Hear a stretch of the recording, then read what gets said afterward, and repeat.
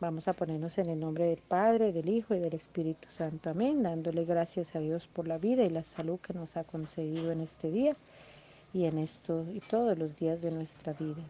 Señor Jesús, humildemente te pedimos que perdone nuestras ofensas y culpas y nos conceda la luz de tu Espíritu para que seamos capaces de reconocer nuestras faltas. Ayúdanos a comprender a través del mensaje de hoy que nos comunicas por medio de la catequesis que debemos alejarnos del mal y buscar siempre tu luz y tu verdad. Amén. Gloria al Padre, al Hijo y al Espíritu Santo, como era en un principio, es ahora y siempre, por los siglos de los siglos. Amén. Hoy vamos a ver, el tema se llama Quiero cambiar. Voy a poner un ejemplo de una ventana, ¿sí? Todas las casas tienen una ventana. El objetivo de la ventana es que entre la luz, que entre la claridad, que entre el aire a casa. Pero esta ventana necesita varios cuidados. Hay que estarla limpiando, hay que estarla lavando, hay que sacudir. ¿Por qué? Porque si se nos llena de polvos, de manchas, se empaña o de pintura, lo que sea, no va a poder entrar la luz a la casa. No va a poder entrar la claridad. Entonces necesitamos tener esa ventana limpia. La ventana es un buen ejemplo para comprender cuántas barreras a veces nosotros le ponemos a Dios para que Dios entre en nuestras vidas. Así como la casa le han puesto una ventana para que entre la luz del sol, para que entre el aire, para que entre la claridad, nosotros también tenemos una ventana que es nuestro cuerpo para que entre la luz de Dios a nuestra vida diaria. Si no dejamos que la luz entre a través de la ventana a nuestra conciencia, toda la vida será oscuridad y desde luego no podremos ver la luz y no podremos ser luz para otras personas. Es importante que busquemos los medios necesarios para salir de esta oscuridad. Vamos a leer la cita bíblica que nos coloca el tema para hoy, que está en sus talleres, que es del Evangelio según San Marcos, capítulo 7, versículos del 13 al 23 les voy a leer yo. Llamó otra vez a la gente y les dijo: oídme todos y entended. Nada hay fuera del hombre que entrando en él pueda contaminarle, sino lo que sale del hombre, eso es lo que contamina al hombre. Quien tenga oídos para oír, que oiga.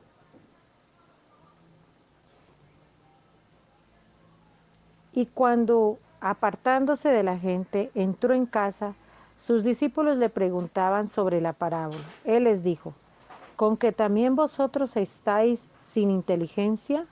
¿No comprendéis que todo lo que de fuera entra en el hombre no puede contaminarle? Pues no entra en su corazón, sino en el vientre, y va a parar al excusado.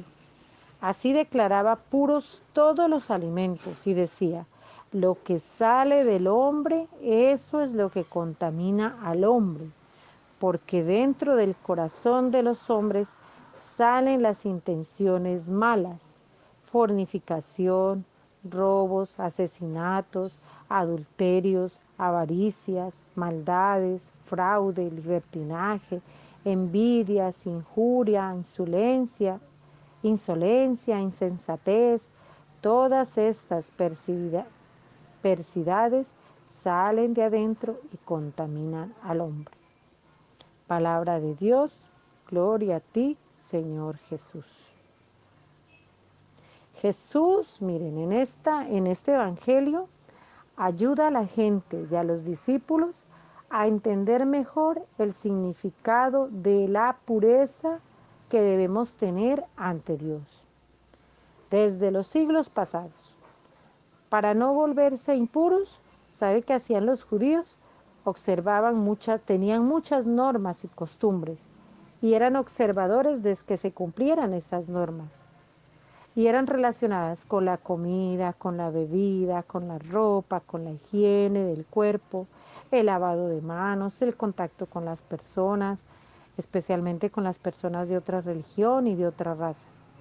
No tenían permiso para entrar en contacto con los paganos. ¿Y quiénes eran los paganos?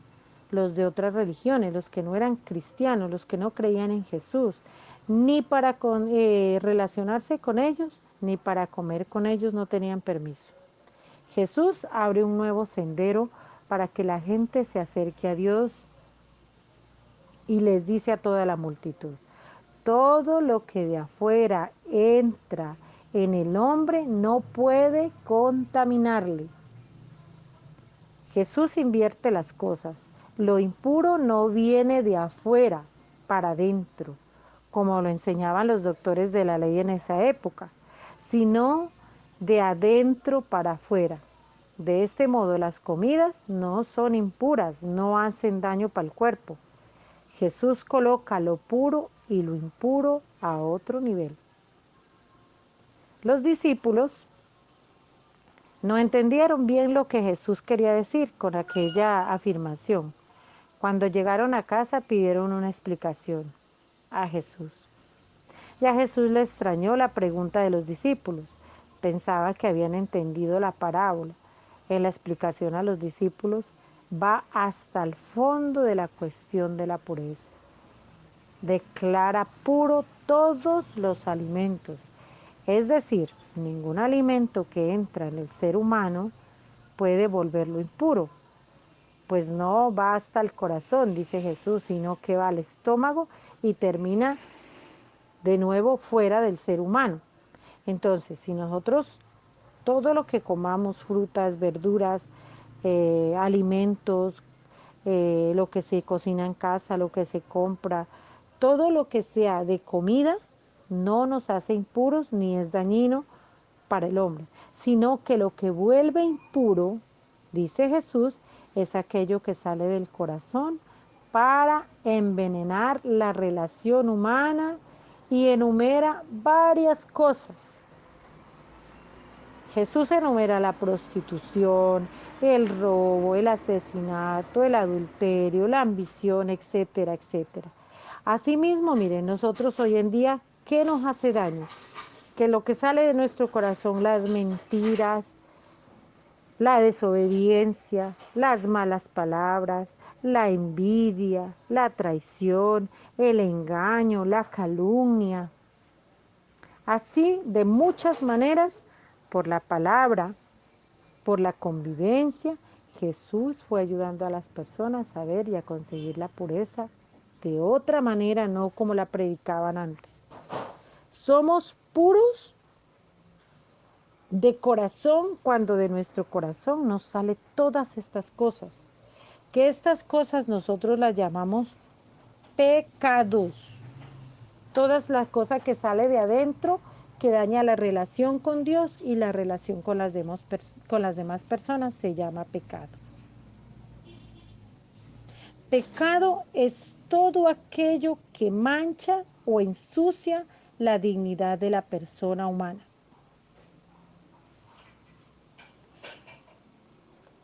Para que el mal existe, porque la Sagrada Escritura nos dice que Dios es amor y todo lo creado por Él es bueno. Pero si recuerda por allá en el libro del Génesis, nos cuenta que Adán y Eva, por la envidia del demonio, que era en esa época la serpiente, desobedecieron a Dios. Y así el ser humano, creado por amor a imagen y semejanza de su Creador, transformó todos los planes por culpa del pecado. El pecado de nuestros primeros padres no solo le hizo daño a ellos, sino a todos nosotros los descendientes. Es por eso que decimos que todos los seres humanos nacemos con una culpa, que la llamamos pecado original, que es la desobediencia de nuestros primeros padres, que eso hablamos en la catequesis anterior, que hablábamos del bautismo, porque el bautismo nos perdona este pecado original. Miren que el pecado se manifiesta de muchas maneras, en envidia, en orgullo, en venganza, en mentira, en robo, desobediencia, groserías, abusos. Eso todo nos impide vivir como verdaderos hermanos, como hijos del mismo Padre. El pecado es un rechazo al amor, a la alegría, a la amistad y a la justicia de Dios y a la justa vivencia con todos los hermanos. El pecado, miren, mis queridas familias, el pecado está dividido en diferentes clases. Hay un pecado que es el original que ya hablamos, que es el que cometieron nuestros primeros padres, Adán y Eva, y este pecado se perdona con el bautismo. Todos los seres humanos nacemos con ese pecado, pero hay alguien que nació sin ese pecado, que fue María, que ella fue concebida desde el vientre, desde la madre de Santana, sin pecado. Es la única que no tiene ese pecado. El otro pecado se llama pecado personal o pecado social. Este es el pecado que se realiza libre y plenamente en conciencia. Afecta ciertamente de manera especial a las otras personas. El pecado venial es un acto superficial de una voluntad débil. No destruye el amor con Dios, pero sí lo disminuye y lo lleva poco a poco a cometer un pecado mortal. Está el pecado mortal, que es un acto malo que la persona realiza libremente, siendo consciente de sus actos. Y el que comete pecado mortal, se aparta inmediatamente de Dios y lo aparta de los hermanos. El pecado capitales, la Iglesia los llama así a ciertas actitudes o inclinaciones que en sí mismas son fuentes de origen de los pecados personales. Contra este pecado las personas deben luchar para evitar ofender a Dios y seguir en estos pecados. Pero los pecados capitales, vamos a ver cuáles son esos pecados capitales. Esos pecados capitales son la soberbia, que desconoce totalmente que dependemos de Dios y necesitamos de las demás personas. La avaricia, que es un deseo inmoderado de amontonar bienes y quererlo tenerlo todo, bienes terrenales, materiales. La ira, que es una actitud que nos inclina a la violencia descontrolada cuando alguien se opone a nosotros. La lujuria, que es una actitud que nos lleva a buscar el placer sexual. La gula, que es una actitud que busca los placeres estomacales, comer, comer, comer y comer y comer. La envidia, que es una actitud que nos lleva al deseo o a sentir tristeza de las cualidades o de los bienes que tienen otras personas y nosotros no los tenemos. Eso es la envidia. La pereza es una actitud de abandono de nuestros deberes en la vida. No querer hacer nada, esa es la pereza. Los pecados, mire, capitales, se manifiestan de diferentes formas. ¿Cómo? De pensamiento, de palabra, de obra y de omisión. Si ustedes se acuerdan, por allá una oración que decimos que he cometido, perdona nuestros pecados de pensamiento, de palabra, de obra y de omisión. Pues bueno, de pensamiento son los malos deseos y cuando uno tiene malas intenciones, que piensa mal. De palabra, cuando se destruye la fama, la honra de las personas, cuando hacemos chismes, las mentiras, la calumnia, como también las malas palabras. Eso destruye la honra de las demás personas. De obra, Son aquellas cosas que no solo pensamos, sino que las ejecutamos, causando gran ofensa a Dios y a los demás. De omisión, son aquellas que pudiéndose evitar, no hacemos nada por impedirlo. Pero, queridas padres de familia, queridos acudientes y queridos niños, nosotros tenemos un Dios de misericordia.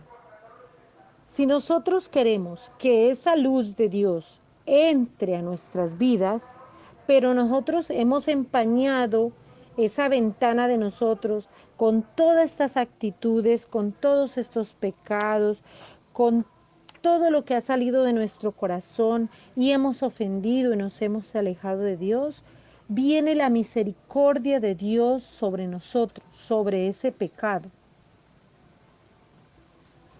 Pero necesitamos iniciar el camino de encuentro con Dios, que a eso lo llamamos conversión o cambio de vida, cambio de actitud. Dejar todo eso pecaminoso, dejar de nosotros hablar y decir cosas que nos alejan de la amistad con Dios para tener un cambio total en nuestra vida. La conversión es cambiar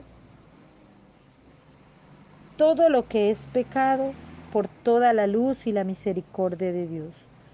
Por tanto, si el pecado aparece para nosotros acabar con nosotros, para nosotros dejar de que el pecado acabe con mi vida, necesitamos la conversión. ¿Cómo llegamos a la conversión? Con algo que ustedes ya lo saben, mis queridos niños, que es un sacramento que ustedes van a hacer y que todos lo hacemos, que se llama la reconciliación. Pero ese es el tema del próximo fin de semana. Entonces, mis queridos niños, la invitación es para que continuemos orando todos los días. Ya les estaré enviando las fichas para que realicen este tema y seguimos unidos con Jesús, José y María, orando todos los días. Dios los bendiga.